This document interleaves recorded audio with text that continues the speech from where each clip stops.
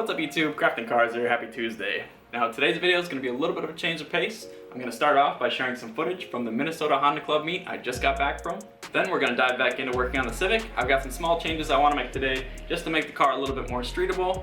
One thing I want to do for sure is do my first oil change in this car, check for any chunks in the oil or anything like that. And then we're going to move on to going over some of the new parts I recently acquired and some of the modifications I want to do before we hit the dyno on August 2nd.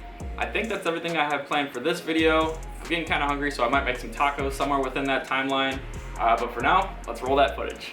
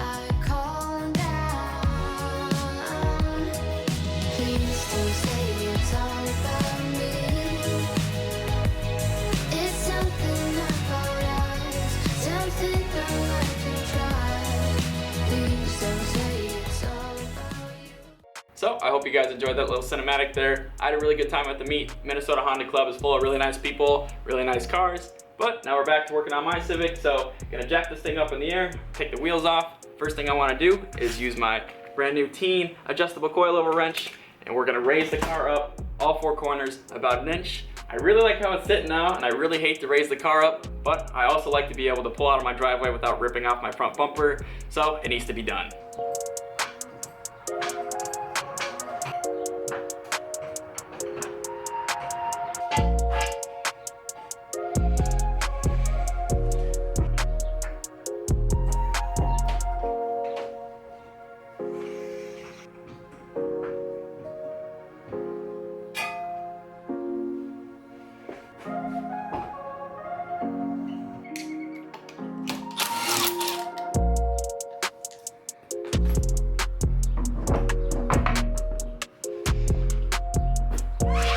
Alright, so just a quick explanation on how I'm going to do this is if you take a look at this distance here, I basically got to raise it by 1 inch. Now you could either count the threads and raise it up that way, 1 inch is about 10 threads, or you can go ahead and set your base measurement, make your adjustment, and then measure again just to see if you got it where you want.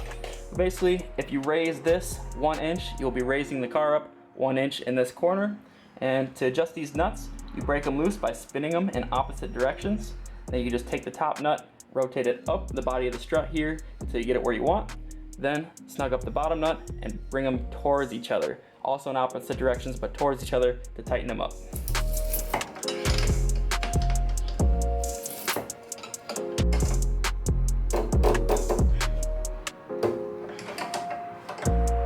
Ow!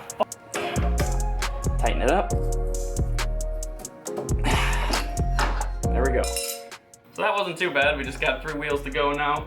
When you are adjusting that top nut, it does get tighter and tighter as you move towards the top of the coilover. That's with these Street Advanced Zs. You can't actually adjust the body of the shock to adjust your ride height. You have to go by adjusting those nuts that also compress the spring.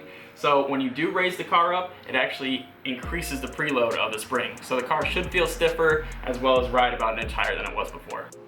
So in the rear, I didn't raise the coilovers as high since my rear wheels weren't tucking as crazy as the front ones were. So this is just sitting at about 1 3/4 of an inch from the bottom of the nut to the bottom of the threads. So there you have it, one side of the car is done. I won't bother filming the other side, but got to hop over and do that side as well. If you have any questions about this process or anything, don't be afraid to leave a comment down below or hit me up on Instagram. I'm gonna go put my camera inside because it's starting to overheat and get to work on the other side. All right, so we got all 4 corners of the car adjusted, and before I throw the wheels back on, up in the front here, I gotta remove these fender liners. I hate to do it, but at this point, they're just getting in the way.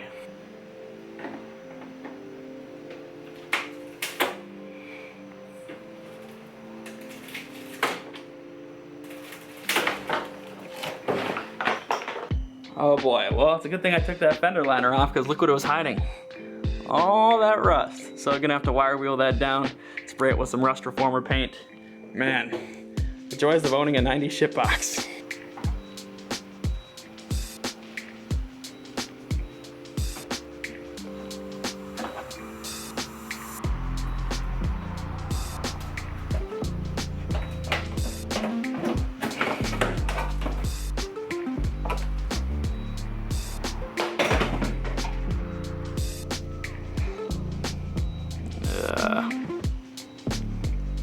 No good. All right, so now we can finally put the Civic back down on the ground. Hopefully the fitment doesn't look too bad. So there you have it. The car is settled, and this is how it's gonna sit. It's definitely not part of the stance scene anymore, but I don't think I'd consider this monster trucking too much. I think this is a perfect functional wheel gap for what I'm gonna need on a day-to-day basis. This should help with getting out of trailers, pulling out of the driveway, going over speed bumps, getting onto the dyno, and things of that nature. So yeah, I guess I'm pretty happy with it. Alright guys, so I'm going to skip out on the first oil change part of this video, save that for next week's dyno prep video, but what I will tell you about is these new parts and my new plans I got coming up in preparation for the dyno day. So I got this Civic Si gauge cluster.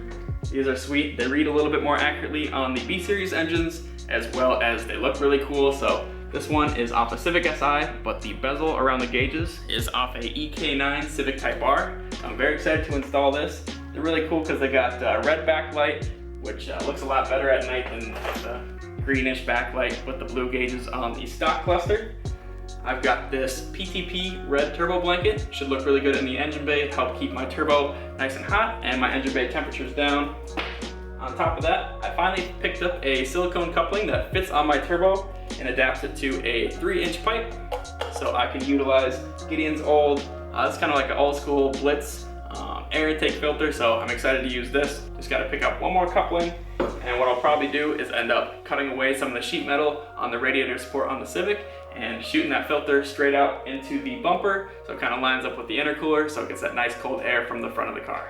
Alright guys, so thanks again for tuning in to Crafting Cars. Make sure you aren't missing out on Gideon's uploads every Friday, and then as far as next Tuesday, my plan for the Civic is to give you guys the full rundown and have this thing ready to hit the dyno. So everything I'm doing in preparation, gotta get those oil changes done, get a few hundred miles on the car, get it nice and broken in, get a professional alignment, install these new parts, whole lot of stuff. And on top of that, our website's gonna be launching next Tuesday, so stay tuned for that, where you can buy decals, t-shirts, and yeah, read more about the Crafting Cars background and everything like that. So yeah, that's all for today. See you next time. Bye.